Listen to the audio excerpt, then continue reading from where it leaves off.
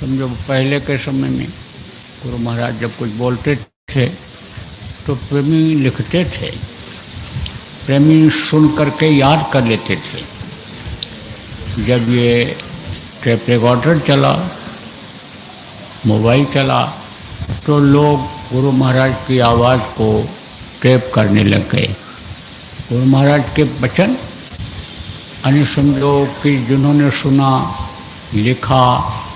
लिखा पड़ा हुआ है, भरा पड़ा हुआ है, प्रेमियों ने लिख रखा है। आप ये समझो कि आवाज़ भी गुरु महाराज के टेप है। कहने का मतलब ये है कि वचनों को उनके याद रखना चाहिए, सुनते रहना चाहिए। अगर गुरु के वचन को सुनते रहेंगे तो समझो प्रेमियों काव नहीं होगा। और नहीं तो जब गुरु को भूल जाते हैं, गुरु के वचनों को भूल जाते हैं, तब भटकाव हो जाता है। क्योंकि ये दुनिया है, संसार है, ये परिवर्तनशील है, ये मृत्युलोक है, यहाँ बदलाव होता रहता है। एक जैसा हमेशा नहीं रहता। जैसे उम्र आदमी की एक जैसी नहीं रहती है। देखो बच्चा रहता है, फिर जवान होता है, फिर बुढ़ा होता है। दिन रात देखो ये आते रहते हैं, एक जैसा नहीं रहता है, तो बदलाव होता रहता है। तो बदलाव देखो आगे चल करके और भी होगा। अभी संगठनों में भी देखो जिनको गुरु के वचन याद नहीं हैं, गुरु के वचनों से जो दूर हो रहे हैं, वो लोग भटक रहे हैं। और भटकाव फैलाने वाले, भटकाव करने वाले अभी और भी बढ़ेंगे, तो लोग भटक जाएंगे। रास्ता मिलते हुए, गुरु महाराज जैसे समर्थ गुरु मिलते हुए भी अन्य लोग भटक जाएंगे। इसलिए हमारा आपका ये फर्ज बनता है कि हम लोगों को भटकाने से बचावें और गुरु के प्रति बराबर श्रद्धा प्रेम बनाए रखें। गुरु के वचनों को बराबर याद दिलाते रहें। देखो लोग भी हैं और दुख बढ़ता चला जा रहा है। अब दुख जो बढ़ता चला जा रहा है और दुख है, आदमी सोचता है कि हम अन्य समझो हमारे प्रारब्ध में, हमारे भाग्य, लेकिन दुख को दूर किया जा सकता है। दुख दूर करने का तरीका कोई नहीं खोज पा रहा है।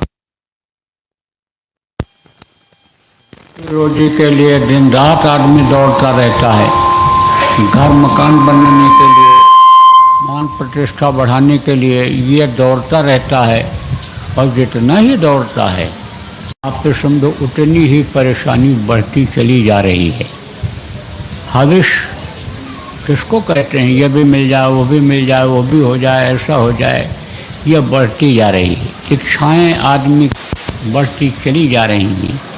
तो जब इच्छाएं बढ़ जाती हैं, हविष बढ़ जाती है, तब समझो कि आदमी के इसी शरीर से जिसके लिए इच्छा बढ़ती है, ये पाप कर्म होने लग जाते हैं, बुरे कर्म होने लग जाते हैं।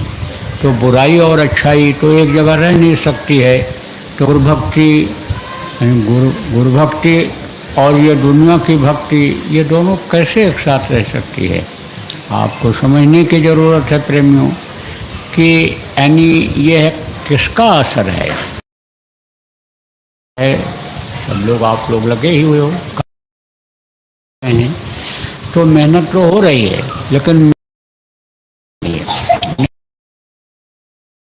और ये उनका जो है युग चल रहा है। कौन सा युग? कलयुग चल रहा है।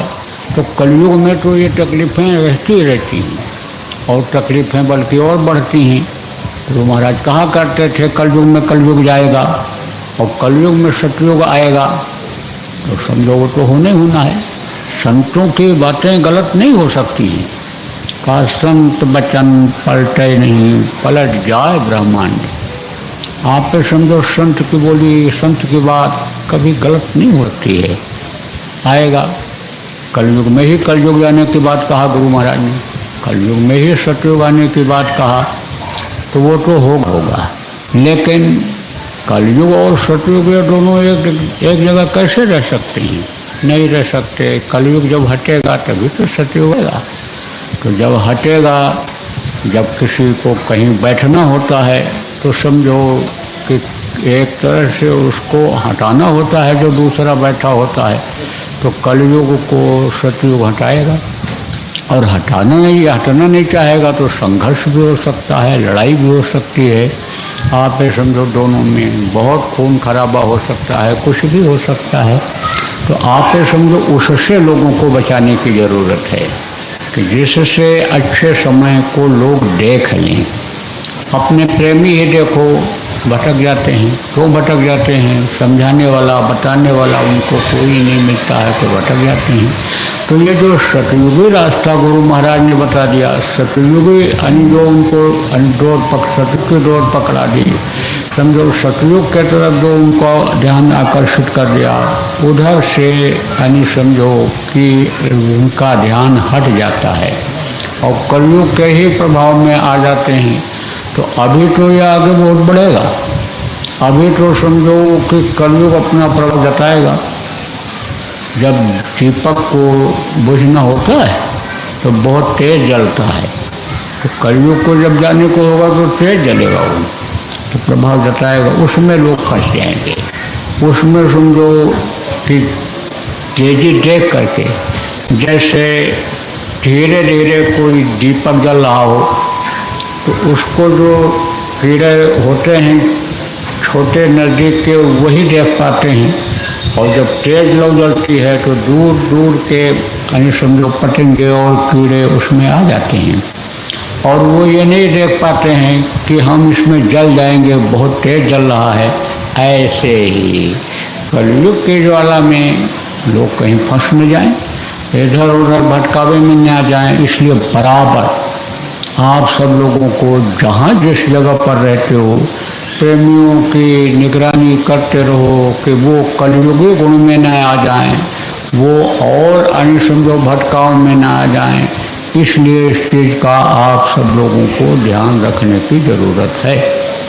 तो देखो प्रेमियों, आप बुद्धि और समझो वो कैसे सही होगी लोगों की, और आप लोग सेवा भाव में कैसे लगोगे जब थोड़ा खान पान चाल चलन को सही रखोगे, जब उस मालिक को याद करते रहोगे, सुबह शाम याद करते रहोगे, खाली समय में बराबर गुरु को महाराज को याद करते रहोगे। आप सुमरन ध्यान भजन करके जो जान अनजान में कर्म बनेंगे उनको जब काटोगे, जब आप प्रचार प्रसार करके जो शरीर से कर्म बन गए उनको काटोगे, तभी यह संभव, तभी यह मुमकिन हो पाएगा।